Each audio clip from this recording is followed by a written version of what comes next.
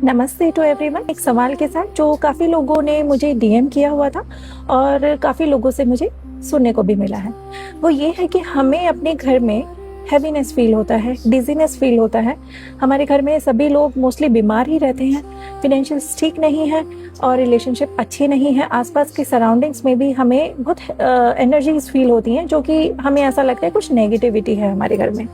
अब इसके 3 मूल कारण हो सकते हैं। पहला ये कि कोई शक्ति आपके घर में जो है आपके एंसेस्टर्स के थ्रू आई है।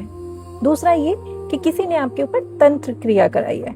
तीसरा ये कि आप किसी ऐसी जगह से गुजरे हैं, जैसे क्रिमिनेशन ग्राउंड हो गया या फिर कर्स लैंड हो गई, उसके आसपास से गुजरे हैं और आपके साथ कोई चल के आ गई है चीज़ें।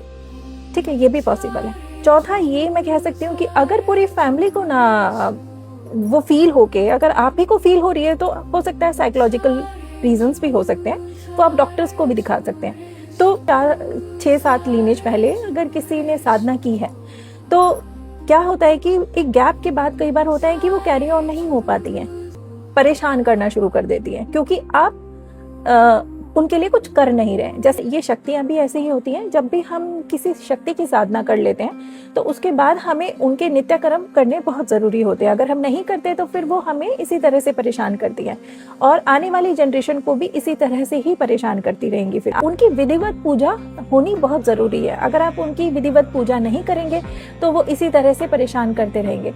जब हम शक्तियों को घर में बिठाते हैं तो उनके नित्य कर्म और भोग बहुत ज़रूरी हो जाते हैं। जैसे हम जानिए कि आपके घर में है क्या।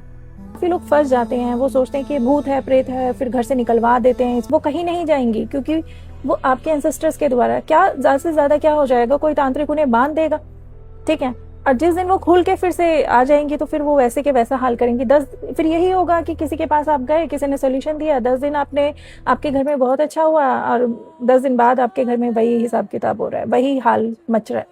ठीक है, तो तांत्रिक क्रियाएं भी बहुत लंबी नहीं होती है, पूरे जीवन भर की नहीं होती हैं, उनके भी एक टाइम डिफाइंड होते हैं। इससे बेटर है कि आप ये परमानेंट सॉल्यूशन करें।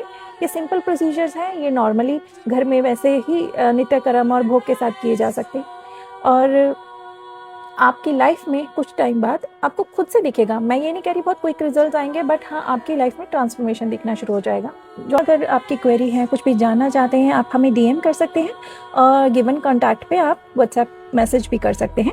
और आते हैं फिर किसी नेक्स्ट टॉपिक के साथ। Thank you so much.